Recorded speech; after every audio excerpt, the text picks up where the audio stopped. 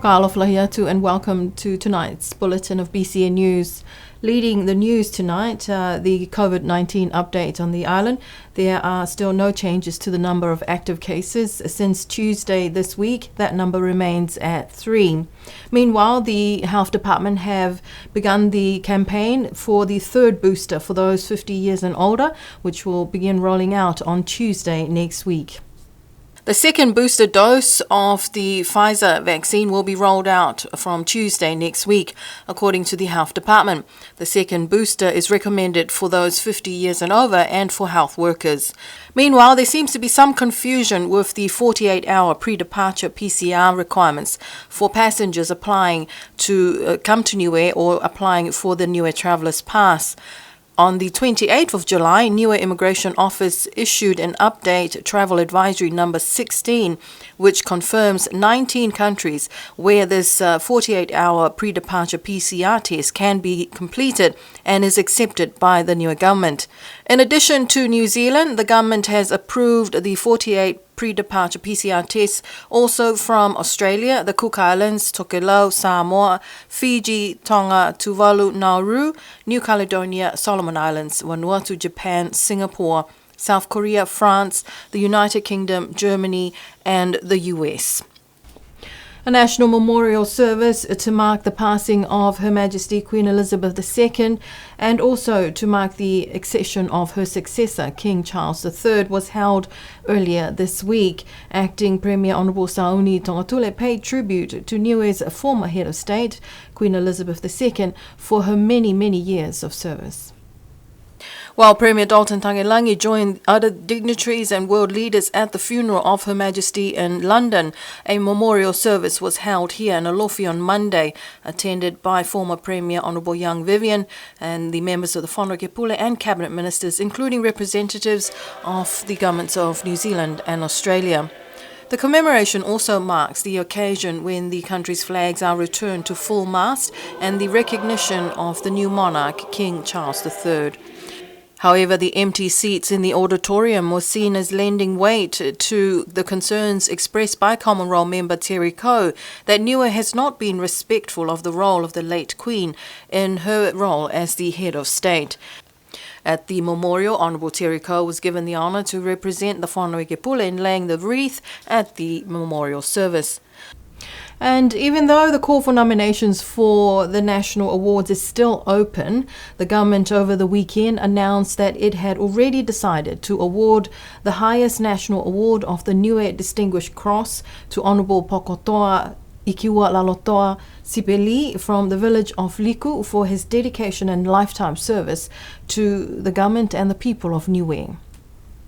The award was presented by the Premier, Honourable Dalton Tagelangi, to Honourable Pokotoa Sipeli in Sydney, Australia, in a special ceremony hosted by the Niue community of Sydney at the Ramsgate Church. Premier Tagelangi was accompanied by a long-serving assemblyman from Waiea, Talaisi Tamatalaisi, to present the medal. The Niue Distinguished Service Cross, NDSC, is awarded to Honourable Pokotoa Sipeli for his more than 60 years of service to the country. Honourable Sipeli was educated in Niue and trained as a teacher at the Niue Teachers Training Centre. His career as a teacher started in 1960 as a teacher trainee and then as a teacher at Halavai Primary School for 11 years. In 1982, he worked in the Education Department's Curriculum Unit, followed by a further 6 years as an Education Production Officer. He was elected as the Member of Assembly from the village of Liku in 1993 and has since carried the role for the past 29 years. From 2008 to 2020, he served as a minister in the cabinet led by former Premier, the late Sir Toke Talangi, serving 12 years as a cabinet minister. For this reason, he was awarded the Distinguished Cross Medal, an honour bestowed on him for his many years of outstanding service to the people and nation of Niue. Honourable Pokotoa Sipeli's name will be added to the 2022 honours list. And congratulations to Honourable Poko Sipeli and to your family. And thank you for your many years of service to the country. In other news, the Family Relationship Bill was tabled yesterday at the Whanokepule. The bill was tabled in the House by Acting Premier and Minister of Social Services Honourable Sa'uni Tongatule. After 12 years of drafting, reviewing and with several changes to its name, the Family Relationship Bill had passed its first reading and is now referred to the Bills Committee. In the deliberations of the members of the Whanokepule, including Terry Coe and the member from Avasale, Peter Vagonofisi, who wanted the bill to be taken to the people first and allow an appropriate time for the people and the villagers to discuss the merits of the bill. Some of the main issues that the members were not quite comfortable with in the draft law are on the rights given to people in de facto relationships and also the implications on adoption. Former police prosecutor, now member of Assembly for Mutalau, Makaseo Ioane, raised concerns with the provisions in the bill giving authority to certain government officials and community leaders. Ioane believes that the authority to determine the matters of the family relationship law should only be determined by the court system. Member for Lakapa, John Siakia, said that he can see both the good and the bad in the draft law, but that it is important that the bill is now before the parliamentary process. He does, though, have concerns with the use of the law to remove children from their families, as has been seen with family laws in New Zealand. The member from Alofi North, Honourable Vainga Tukuitonga, raised issues with the old 1969 laws with respect to the limitations of adopting children from outside the family. Meanwhile, Minister Ainu said that this is a significant piece of legislation and has taken a long time to reach the Whanokepule, but that she has confidence in the parliamentary process to discuss this bill and allow the Bills Committee to do its work. Honourable Ainu said that she will not expect this bill to drag on any further because this bill is going to play a major part in our respective families. The draft family relationship law contains 127 provisions.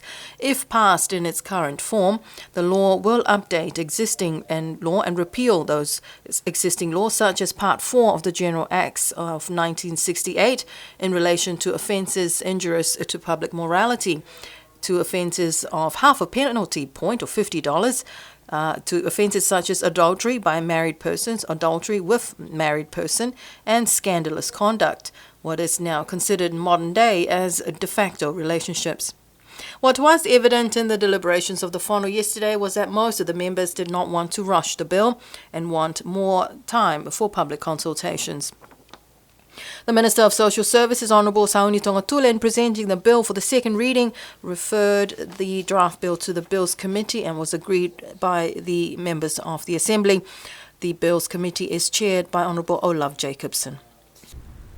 And earlier this week, Acting Premier Honourable Sa'uni Tongatule welcomed officially the World Health Organization's regional representative, Dr. Kim Eva Dixon, who is responsible for the island nations of Samoa, American Samoa, Niue, Cook Islands and Tokelau. Here's more on that story.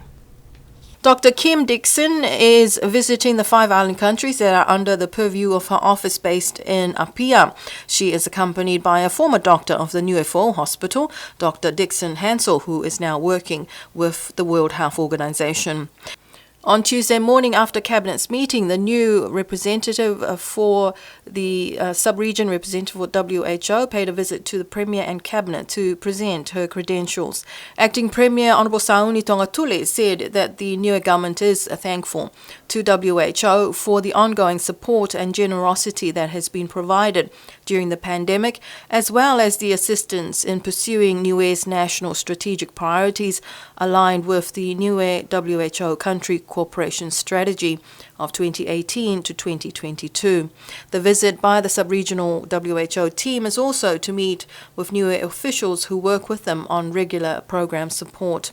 Acting Premier Tongatule acknowledged the technical support that the WHO staff provide to the Niue Health Department, especially in the early stages of the pandemic in 2020, and their continued support as countries return to pre-COVID times.